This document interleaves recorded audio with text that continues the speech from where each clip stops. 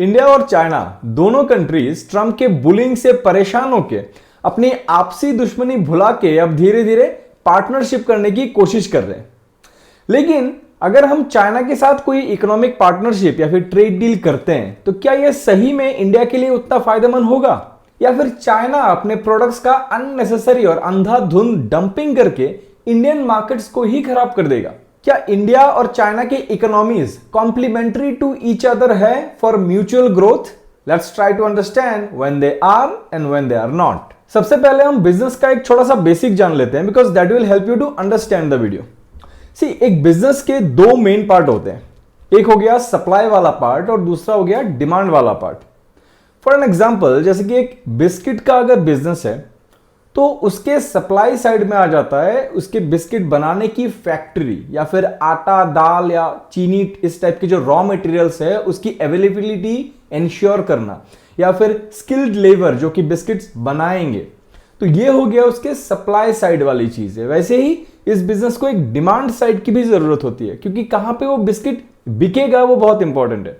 क्या उसके पास एक मॉल का एक्सेस है, या फिर एक मार्केट का एक्सेस है, या फिर किसी पर्टिकुलर क्लाइंट्स या कस्टमर्स का एक्सेस है? एंड दिस सेलिंग या कस्टमर साइड वाला जो पार्ट है, that is the demand side of the business. एक बिजनेस में ये दोनों साइड जितना सही होगा वो बिजनेस उतना ही अच्छे से ग्रो करेगा। दोनों में से कोई से भी साइड में प्रॉब्लम आ गया ना तो बिजनेस के ग्रोथ में इश्यू आ जाता है, बिकॉज बिना फैक्ट्री का आप मार्केट एक्सेस करके करोगे क्या?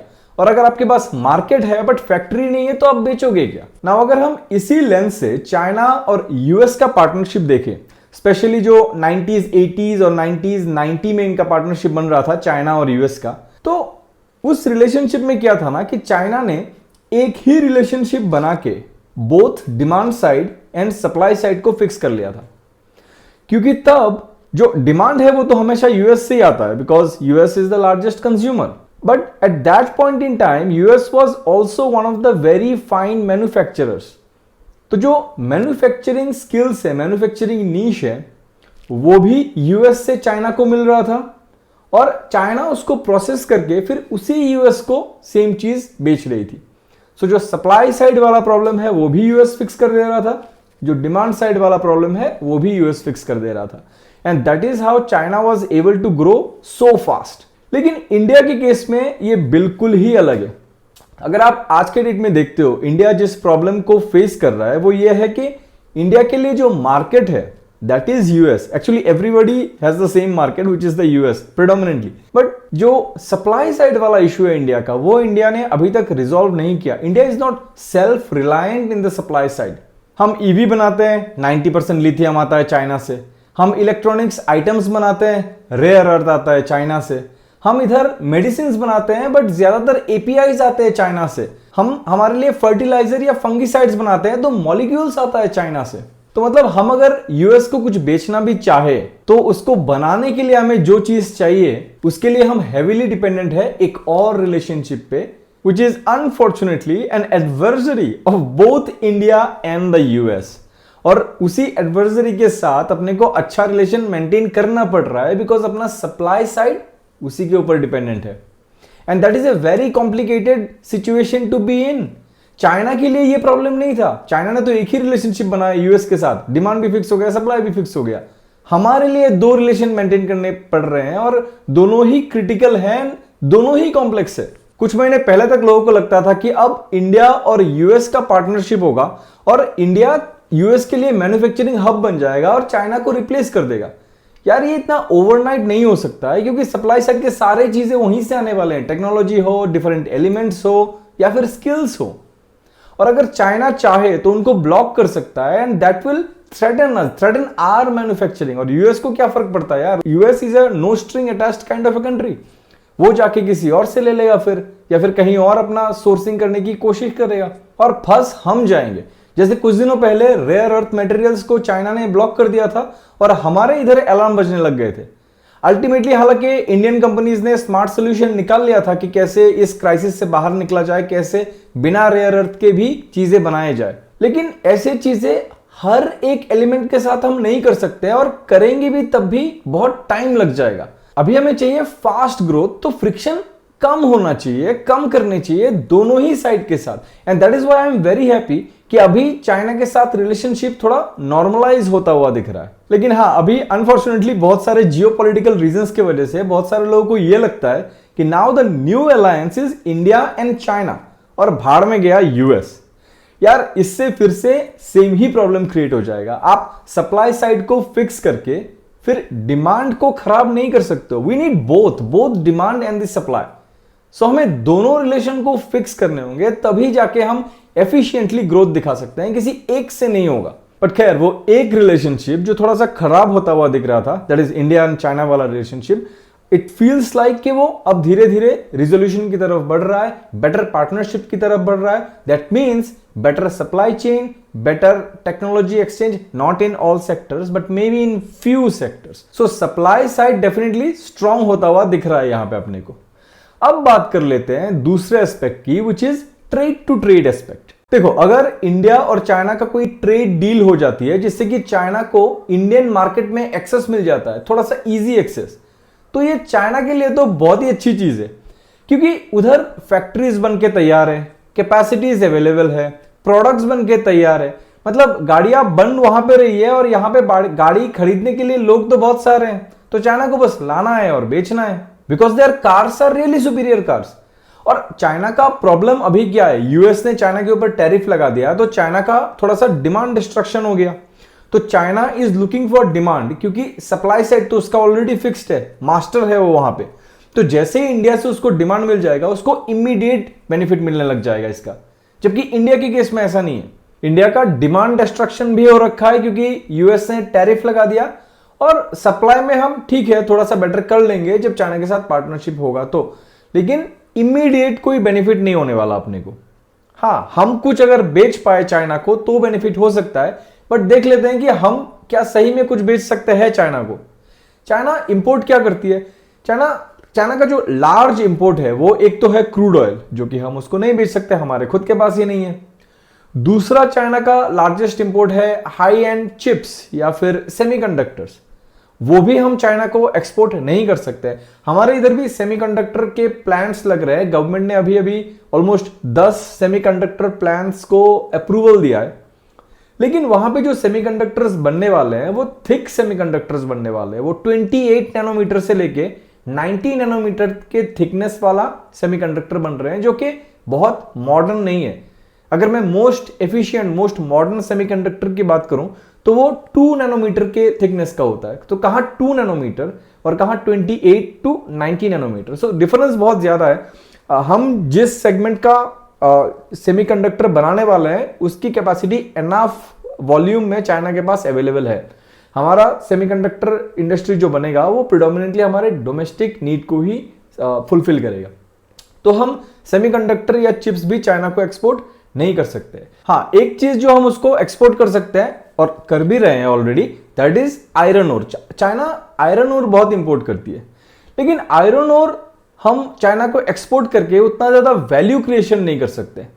सो ये चीज ऑलमोस्ट सर्टेन है कि अगर हम चाइना को अपना मार्केट एक्सेस देते हैं या फिर चाइना के साथ अगर अपना कोई ट्रेड डील होता है तो उससे हमारा ट्रेड डेफिसिट चाइना के साथ बढ़ेगा ही बढ़ेगा। This is almost certain. तो फिर क्या अपना कोई बेनिफिट नहीं है? अगर हम चाइना के साथ जाते हैं तो क्या बस सप्लाई चेन का एक एश्योरेंस आ जाएगा? Is this the only benefit? No, the biggest benefit that is going to be is the FDI. जैसा कि आजकल के ट्रेड डील्स में होता है, कुछ दिनों पहले हमने इंडिया यूके का ट्रेड डील में भी देखा था कि हम टैरिफ की बात तो करते हैं, टैरिफ लो करते हैं, मार्केट एक्सेस देते हैं, लेकिन साथ ही साथ हम एफडीआई के भी एश्योरेंस लेते हैं। जैसे कि यूके अपने इंडिया के अंदर बहुत ज्यादा एफडीआई करने वाला है, and that was written in that trade deal itself. Similarly जब हम चाइना के साथ ट्रेड डील करने जाएंगे या फिर चाइना के साथ बेटर इकोनॉमिक कोऑपरेशन करने जाएंगे, तो हमें यह ऑलरेडी पता है कि हम चाइना के साथ ट्रेड अकाउंट, करंट अकाउंट में कोई बहुत बड़ा तीर नहीं मार सकते हैं। हम इसके साथ ट्रेड डेफिसिट घटा नहीं सकते हैं, चांसेस एटलीस्ट बहुत कम है। तो हम खेलेंगे एफडीआई के थ्रू। एफडीआई मतलब फॉरेन डायरेक्ट इन्वेस्टमेंट, मतलब जो पैसा बाहर के गवर्नमेंट्स या फिर बाहर के डिफरेंट कंपनीज इंडिया के अंदर इन्वेस्ट करेगी।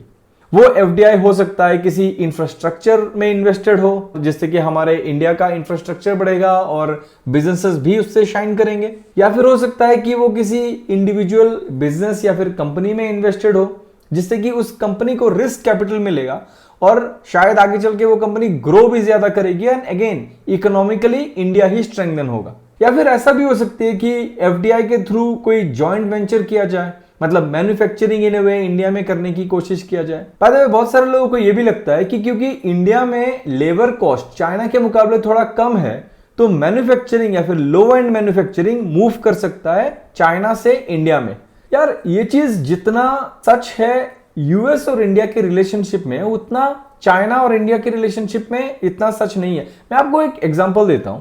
फॉर एग्जांपल मारुति सुजुकी, जो कार मैन्युफैक्चरिंग वाली कंपनी है अपनी, 2015 में मारुति सुजुकी का प्रोडक्शन कैपेसिटी था nearly 1.75 million cars a year and उनके पास एम्प्लॉइज थे करीब करीब 22,400 के आसपास, if I am not wrong. और आज के डेट में अगर मैं देखता हूं तो उनकी जो मैन्युफैक्चरिंग कैपेसिटी है वो 2.5 मिलियन कार्स पर एनएम पे पहुंच चुकी है। तो 2.5 मिलियन कार्स से ईयर, और पता है उनका जो नंबर ऑफ एम्प्लॉइज है वो कितने बड़े हैं? 22,400 से आज कितना बड़ा है? You can't even guess, that is because employees बढ़े ही नहीं है, घट गए। 19,900 के आसपास है आज के डेट में। सो एम्प्लॉइज घट गए। So manufacturing these days are really smart and really automated. We do not need so much of human capital or humans doing those manufacturing job. The machines does it very well. So low labor कहां पे काम आता है? Low labor एक तो एकदम ही जो low labor वाले काम होते हैं जैसे कि apparel manufacturing, उसमें काम आता है। या फिर अगर यूएस टाइप के किसी कंट्री के साथ आप कंपेयर कर रहे हो, जैसे यूएस में एक साइंटिस्ट का सैलरी आता है ऑन एन एवरेज 150 के यूएसडी, जबकि एक साइंटिस्ट का इंडिया में कॉस्ट आता है नियरली 60,000 के आसपास USD. So that is almost 2.5x जो यूएस में साइंटिस्ट की सैलरी है। So obviously hiring scientist from India will give the US companies much more benefit. But अगर आप चाइना में देखते हो तो चाइना में वो कॉस्ट है करीब 85 टू 90,000 के आसपास, तो उतना ज्यादा नहीं है इंडिया के साइंटिस्ट के हिसाब से। और लो कॉस्ट लेबर का बेनिफिट आपको तभी मिलेगा अगर आप लार्ज वॉल्यूम में उस लेबर को हायर करने वाले हो, तो जैसे कि अपैरल मैन्युफैक्चरिंग में होता है।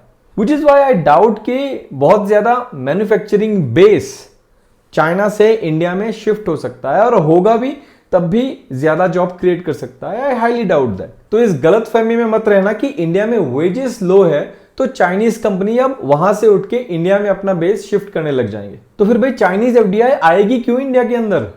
वेल, आएगी 3 रीजन से। पहला तो हो गया डाइवर्सिफिकेशन वाला, जो कि टैरिफ को नेविगेट करने के काम आएगा। अब चाइना के ऊपर अगर यूएस बहुत ज्यादा टैरिफ लगा देता है और कुछ ऐसे प्रोडक्ट में लगा देता है जिसके ऊपर से शायद यूएस हटाएगा भी नहीं, तो चाइना के लिए आसान होगा अगर इंडिया के थ्रू उसको रिडायरेक्ट कर दे तो, क्योंकि हो सकता है कि चिप मैन्युफैक्चरिंग चाइना के अंदर हो और असेंबलिंग इंडिया में हो।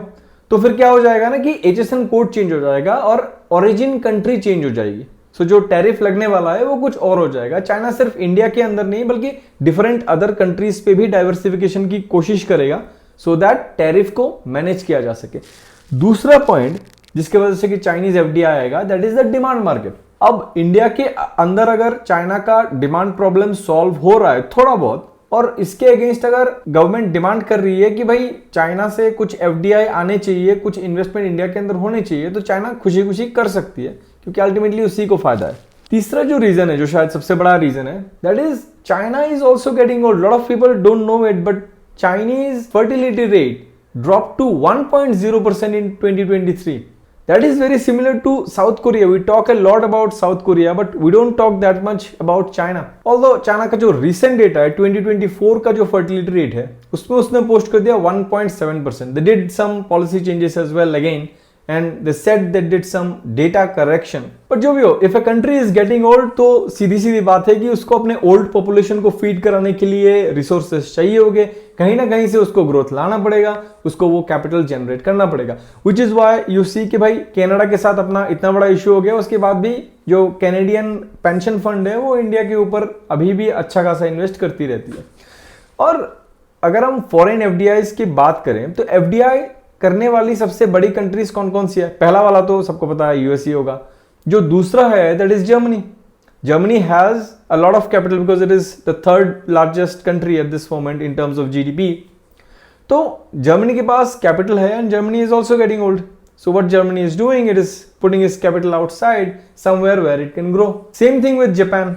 चाइना फोर्थ नंबर पे आता है. So China has a lot of capital to invest. China want to invest as well because it is getting old, and India is indeed a prominent destination for Chinese FDI.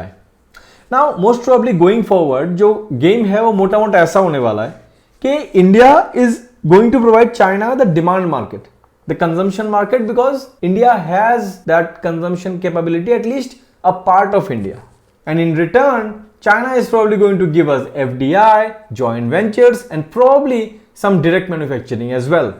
But if India fails to do it and only do a trade agreement जहां पे हम एक दूसरे के लिए, India और China एक दूसरे के लिए अपना मार्केट ओपन कर देगा, in that case I think India is going to lose, because India cannot export those many things to China how much China can export us. So a careful trade deal with very prominent mention of FDIs and JVs should take place to make it a win-win deal for India and China. If you like the video, please do share and subscribe to the channel. I will see you in the next video of Economic Talks. Thank you for watching.